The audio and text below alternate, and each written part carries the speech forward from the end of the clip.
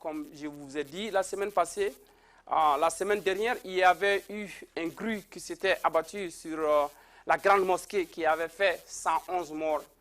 Et à peine que nous avons fini de pleurer nos morts, de déplorer cet incident, encore une fois de plus, à la Mecque, le monde musulman est endeuillé. Le monde musulman est endeuillé. Nous allons vous faire voir des images qui vont certainement choquer.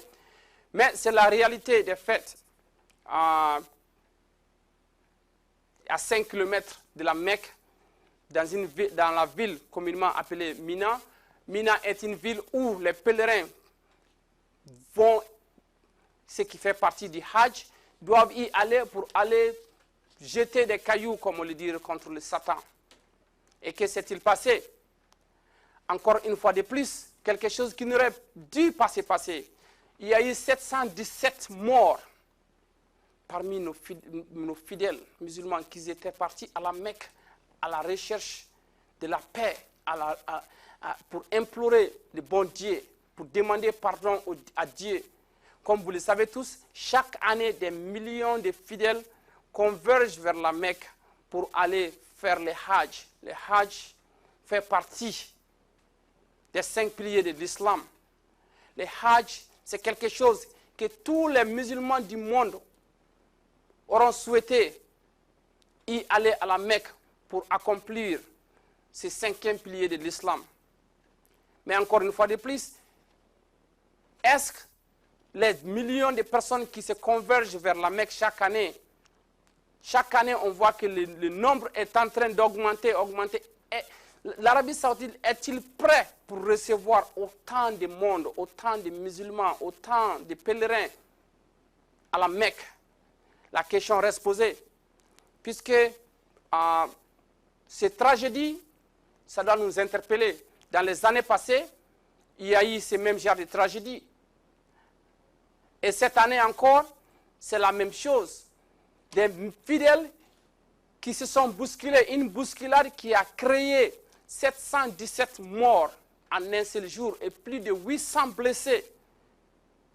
Je dirais que les autorités saoudiennes doivent revoir leurs mesures de sécurité pour les pèlerins qui s'en vont pour accomplir leur 5e pilier de l'islam.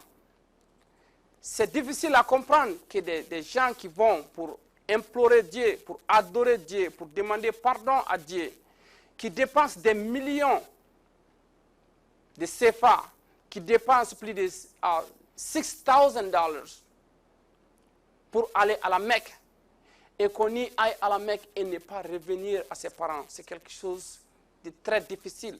D'accord, la volonté de Dieu, elle est au-dessus de tous. Là, nous le comprenions. Mais je pense qu'on doit revoir les mesures de sécurité, qu'on doit revoir la manière dont les gens vont faire le Hajj, pour éviter dans l'avenir qu'on puisse voir de telles situations se passer. Cette tragédie, ça s'est passé le jour du Arafat. Le jour du Arafat, encore un très grand jour pour les musulmans du monde entier. Et pour mieux comprendre, les musulmans, les fidèles convergent de tous les 4 coins du monde pour aller à la Mecque pour le Hajj. Imaginez ces parents qui sont dans leurs pays respectifs et que ce genre de drame se passe et que chacun essaye de rentrer en contact avec leurs parents qui est parti à la Mecque pour demander pardon à Dieu, pour avoir la bénédiction de Dieu, et qu'on n'arrive pas à avoir les nouvelles de nos parents. Ou bien qu'on t'annonce comme quoi que la personne que tu aimes le plus cher au monde, qui était partie à la Mecque, allait prier Dieu, implorer Dieu, demander pardon à Dieu, et qui a dépensé autant de millions pour y aller, est mort par bousculade. C'est quelque chose qui est très difficile à gérer. C'est quelque chose qui est très difficile à avaler. Mais comme un bon musulman, nous sommes des musulmans, on remet tout dans la main de Dieu. On dit que c'est la volonté de Dieu. L'Iran, qui a perdu 117 personnes, déjà commence à faire des remous y a une tension présentement entre l'Arabie Saoudite et l'Iran à cause de ce qui vient de se passer à la Mecque. D'après les informations, il y a des voies qui avaient été fermées par les Saoudiens. Et ces deux voies ont contribué à l'entassement des fidèles qui voulaient tout simplement aller accomplir un devoir musulman, qui voulaient tout simplement aller accomplir un devoir que tous les musulmans du monde entier rêvent d'y aller et d'accomplir. Et cette tragédie, je pense que ça a dépassé les autorités saoudiennes, parce que d'après nos informations, nos confrères de France Inter, nos confrères de BBC Afrique, de Jeune Afrique, il y a des images qui circulent partout, qui voient des êtres humains entassés comme des ordures, ramassés comme des ordures. Et nous pensons que cela n'est pas du tout normal. Ça, il faut le dire. Toute vie, tout être humain doit être traité avec dignité, que tu sois en vie ou bien que tu sois mort. La dignité humaine demande à ce qu'on traite vivant ou mort avec une dignité sereine. C'est des images choquantes, des images qui montrent des êtres humains entassés, ramassés par des caterpillars, les mettre dans des bennes comme des ordures. Je pense que le problème a dépassé. Ça a dépassé le seuil de l'explication. Ce problème pouvait être résolu, ou ce problème être traité d'une autre manière. Mais ce n'est pas en amassant des êtres humains. Ce n'est pas en les ramassant avec des caterpillars pour les mettre dans les bennes comme des ordures. Dans un pays aussi religieux, dans un pays aussi censé être la base où la base de l'islam a été créée. Ça, il faut le déplorer. Il y a eu pas mal de morts de nos jours jusqu'à là où nous sommes. On n'a pas pu avoir des nombres, des chiffres officiels des autorités saoudiennes, des pays respectifs. Tout ce que nous entendions, ce sont des spéculations que nous sommes en train d'entendre. Des spéculations. Le Mali parle tantôt de 25 à 30 morts. Le Sénégal parle tantôt de 9 à 12 morts. Le Bangladesh parle de 100 et quelques morts. L'Iran qui parle de 117 morts. Une situation très déplorable. Une situation qui ne devait pas y se passer en premier lieu. Mais encore une fois de plus, en tant que musulmans, en tant que croyants, nous allons dire tout simplement que c'est la volonté de Dieu. C'est la volonté de Dieu. Ce que nous pourrons dire, nous demandons le bon Dieu, le Tout-Puissant, le Miséricorde, le digne des louanges, de leur accorder son paradis, que leurs âmes reposent en paix. Et ceux qui sont malades, qui sont dans les hôpitaux, nous demandons à Allah subhanahu wa ta'ala de leur guérir afin qu'ils puissent revenir à leur famille. Nous demandons aux autorités saoudiennes de revoir leur système de sécurité pour le Hajj, de revoir le nombre de personnes qui vont à la Mecque chaque année. Ça ne servira à rien de donner un quota à chaque pays, de prendre des millions de dollars pour le Hajj et que ces fidèles vont à la Mecque dans l'intention d'aller accomplir le 5e pilier de l'islam et de revenir et que ces gens-là y meurent. Et que ces gens-là ne reviennent plus à leur famille. Et que ces gens-là soient ramassés comme des ordures dans la rue. Nous demandons aux citoyens, aux autorités saoudiennes, que ce n'est pas seulement l'expansion de la Mecque qui va mettre les mesures de sécurité en place. les mesures de sécurité, ça va au-delà de l'expansion de la Mecque. Nous demandons aux autorités saoudiennes, une fois de plus, de revoir leurs mesures de sécurité et de revoir leur système et de revoir le nombre de quotas donnés à chaque pays pour y aller à la Mecque. Pour que nous ne puissions plus jamais voir de telles scènes, de telles tragédies.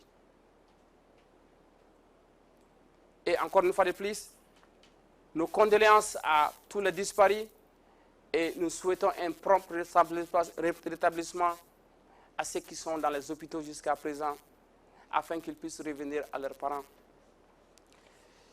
De la Mecque, nous allons parler de l'arrivée du pape Francis aux États-Unis.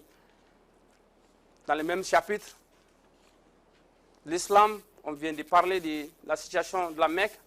Et je vais me faire le devoir aussi de vous parler de la situation de l'arrivée du visite du pape aux États-Unis ici. Le pape, pour sa première fois aux États-Unis, est arrivé, a été accompagné, a été accueilli, je dirais, à l'aéroport par le président Barack Obama et le First Lady.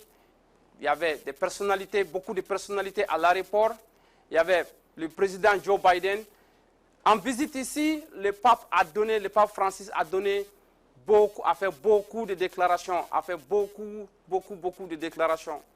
Il a été invité à la Maison Blanche où il a parlé de la situation des immigrants. Lui ayant été fils d'un immigrant, il a plaidé pour la cause des immigrants. Il a plaidé auprès du monde entier, pas seulement du gouvernement américain, auprès du monde entier, afin que nous puissions voir le cas des immigrants. Le pape Francis, ces mots ont été bien accueillis par la population, par le monde immigrant. Il ne parle pas seulement de l'immigration ici, aux États-Unis. Il parle aussi de l'immigration clandestine qui se passe sur la mer. Il parle de l'immigration partout dans le monde où il a vu des immigrants très maltraités. Il parle de l'immigration dans les coins où il y a la guerre. Ce sont des êtres humains comme nous tous. Ce sont des êtres humains qui n'ont nulle part où y aller.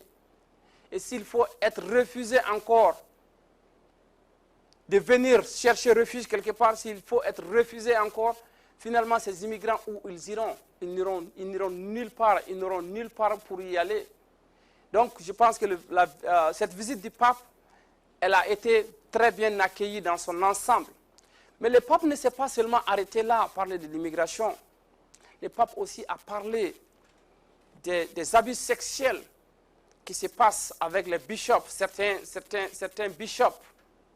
Le pape a fait savoir que ces trucs n'auraient dû jamais se passer en premier lieu. Le pape a parlé de pardon. Pardon dans quel sens? Pardon pour les victimes. Pardon dans quel sens? Pardon parce que ça ternit l'image de la religion catholique, sinon de la religion chrétienne. Le pape a parlé des sanctions d'une manière indirecte, pour dire que plus jamais ça, et c'est quelque chose qui est intolérable et qui ne doit pas être toléré. Aujourd'hui, en direct, le pape était pour son dernier jour de visite ici aux États-Unis, il était à Philadelphie. À Philadelphie où il a parlé dans une assemblée, plus de 50-60 000 personnes étaient venues pour accueillir le pape, pour écouter le pape, pour écouter le message que le pape va lancer au monde entier, au monde chrétien, ainsi qu'au monde musulman. Le pape a demandé à ce que on pense aux pauvres, pensez aux pauvres, partagez les richesses afin que les pauvres puissent en bénéficier un tout petit peu. Partagez les richesses pour que les êtres humains soient un peu égaux. Je pense que le message du pape a été très bien reçu. Le message du pape a été très bien reçu pour la simple raison que la manière dont les foules est sortie, la manière dont les télévisions du monde entier étaient là pour la couverture de cet événement. Et les testimonies des immigrants qui sont venus ici, qui étaient en situation régulière et qui se sont retrouvés aujourd'hui en situation régulière et qui ont eu des diplômes et qui font de ces trucs vraiment phénoménaux qui contribuent au développement des États-Unis, sinon du monde entier.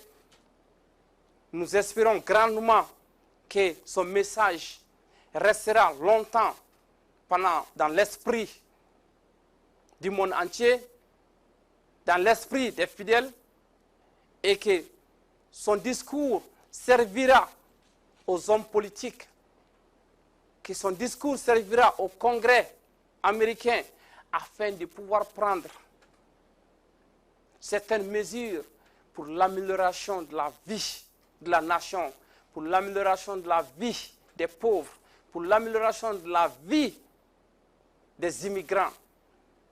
Parce que comme il a toujours dit, un immigrant est un être humain, un pauvre est un être humain.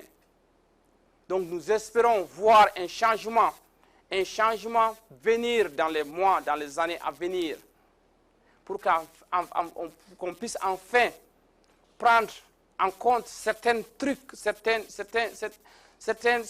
couches de la société, et pour le bien-être et pour le bonheur de tout le monde, du monde entier. Encore une fois de plus, je ne saurais terminer cette émission aujourd'hui sans ne pas remercier ou souhaiter une très bonne fête, encore une fois de plus, parce que c'est le 3e jour de la fête des moutons, communément appelée la fête de la Tabaski. Je souhaite une très bonne fête au monde musulman. Je souhaite une année de santé, de prospérité, de succès pour tous les fidèles du monde entier. Et beaucoup singulièrement, je souhaite une très bonne fête à ma bien-aimée qui nous regarde en direct depuis Thiès à Dakar. Je souhaite une très bonne fête à la population de Thiès à Dakar. Je souhaite une très bonne fête à ma bien-aimée Mamie Gay et je souhaite une très bonne fête à la famille Gay.